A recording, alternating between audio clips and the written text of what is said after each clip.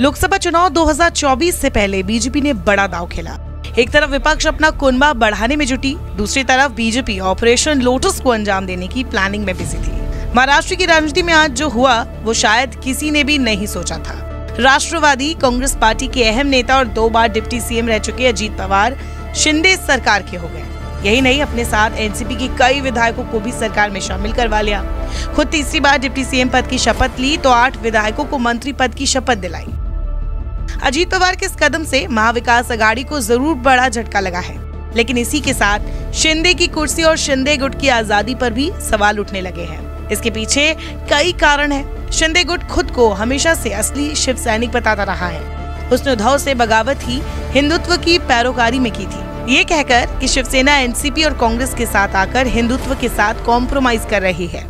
लेकिन अब शिंदे सरकार में अजीत पवार की एंट्री ने विपक्षी नेताओं को मौका दे दिया है शिंदे और उनके गुट को घेरने का। कांग्रेस नेता हो या एनसीपी नेता, सब शिंदे से सवाल पूछने लगे हैं। अभी आज ही देखो, इतना शिंदे का चेहरा आपने देखा? जब अजीत पवार और उनके लोग शपथ ले रहे थे तो उनका चेहरा आप ऑब्जर्व करो। अजीत पवार का इंडक्शन इन कैबिनेट का मतलब है एकनाथ शिंदे जा रहे हैं।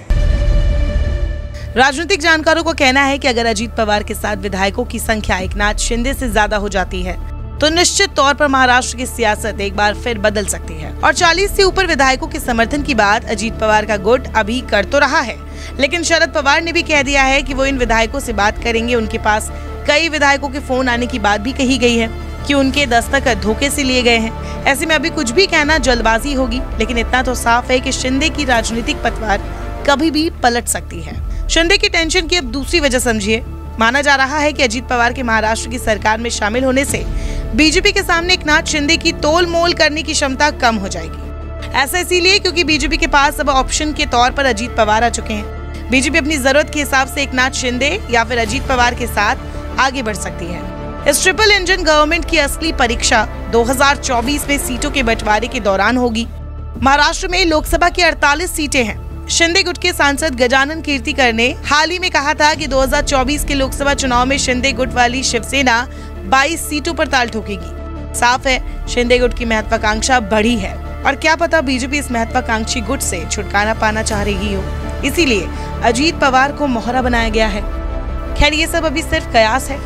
आगे क्या होने वाला है ये कुछ ही दिनों में साफ हो जाएगा।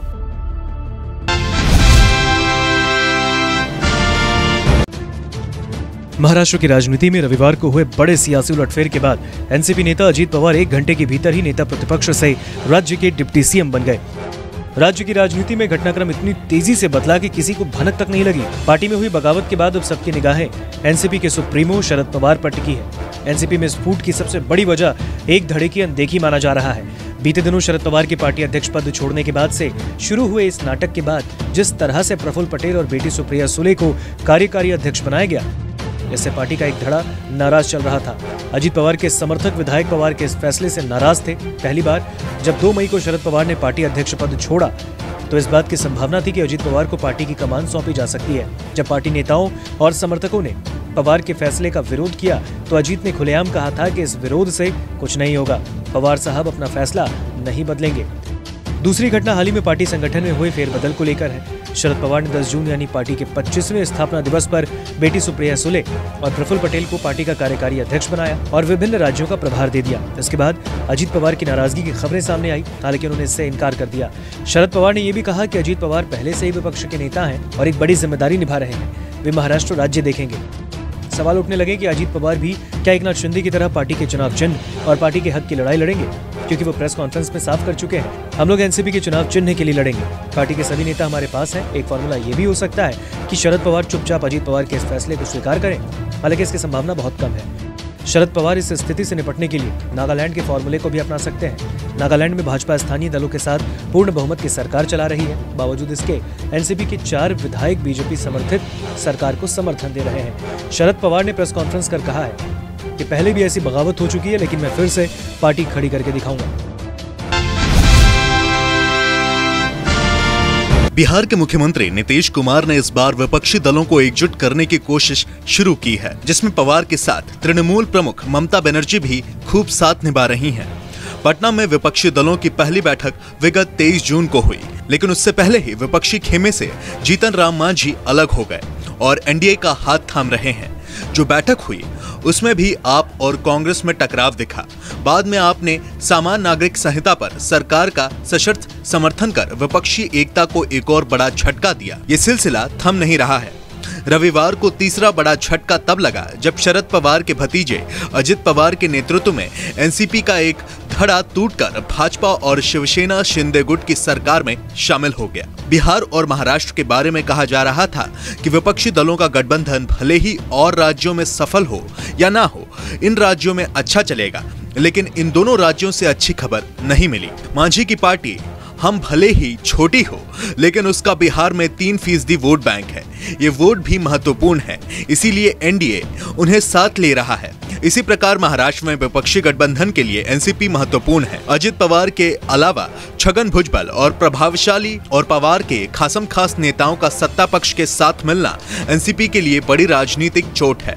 इसके आगामी चुनाव में नतीजे जो भी रहें, लेकिन दो बातें स्पष्ट नजर आती हैं। विपक्षी एकजुटता के मामले में संदेश गलत गया है तथा दूसरा एनसीपी कमजोर हुई है। ऐसे में सवाल ये उठता है कि जिन राज्यों में विपक्षी दल पहले ही एक थे, वहां उनमें टूट हो रही है, तो दूसरे राज्यों में नया गठबंधन कैसे बनेगा? पश्चिम बंगाल में कांग्रेस ने पंचायत चुनाव में वाम दलों से हाथ मिलाया तो ममता बनर्जी आग बबूला हो गईं और कांग्रेस पर आरोप लगा दिया कि वो भाजपा की मदद कर रही हैं। अंतर्विरोध और भी है। उत्तर प्रदेश में बसपा विपक्षी एकता से पहले ही दूरी बनाए हुए हैं, जबकि बीआरएस प्रमुख केसीआर अब विपक्षी एकजुटता की बात भी नहीं कर रहे हैं। एआईएमआईएम के प्रमुख ओवैसी हर समय सरकार पर हमलावर रहते हैं। यदि वो विपक्ष में है तो विपक्षी दलों के साथ खड़े क्यों नहीं हैं? राजनीतिक विश्लेषक मानते हैं कि जिस प्रकार से राज्यों में क्षेत्रीय दलों के बीच परस्पर तथा राष्ट्रीय एवं क्षेत्रीय दलों के बीच भी राजनीतिक अंतर्विरोध है, उसके चलते चुनाव पूर्व गठबंधन के लिए भारी कवायद करनी होगी। सीटों के बंटवारे के लिए भी सभी दलों को माथापच्ची और समझौते करने होंगे।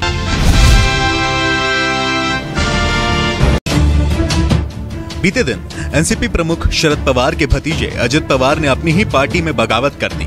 8 अन्य नेताओं के साथ वो एकनाथ शिंदे के नेतृत्व वाली सरकार में शामिल हो गए और राज्य के उप मुख्यमंत्री के रूप में शपथ ले ली। इसके बाद कांग्रेस अध्यक्ष मल्लिकार्जुन खड़गे, पार्टी के नेता राहुल गांधी और सोनिया गांधी ने एनसीपी नेता शरद पवार से बात की और उन्हें समर्थन का भरोसा जताया।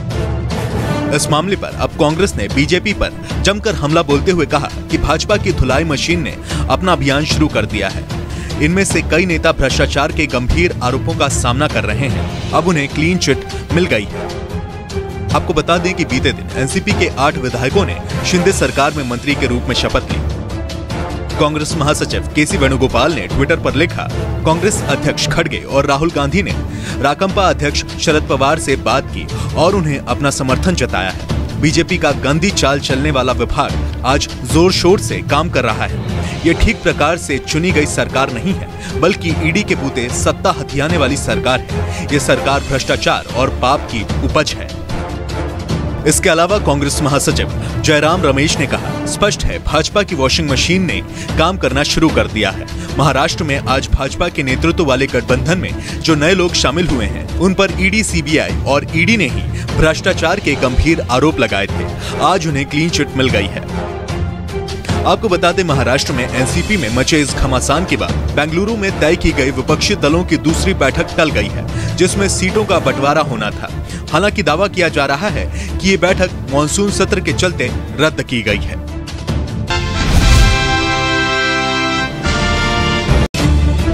महाराष्ट्र की सियासत में अजीत पवार की बगावत के बाद भूचाल आ गया। अजीत पवार ने एकनाथ शिंदे के समर्थन में डिप्टी सीएम के तौर पर शपथ ली।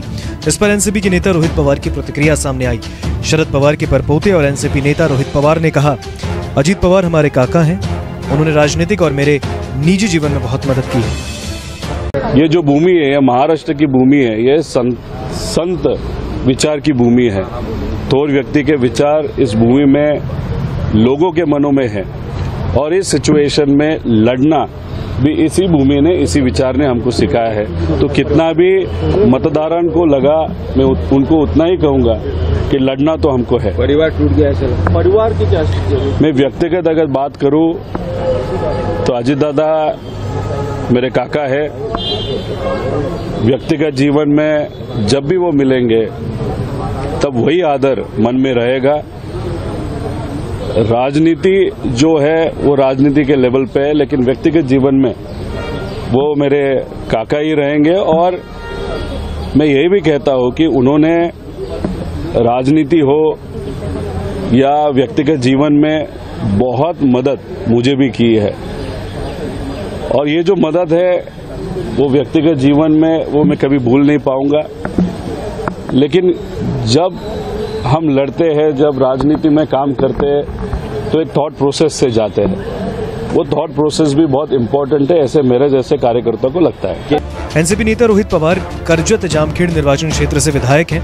वो रिश्ते में शरद पवार के परपोते और अजीत पवार के भतीजे हैं। साथ ही रोहित पवार एक बिजनेसमैन भी हैं। वे बारामती एग्रो लिमिटेड के सीईओ हैं।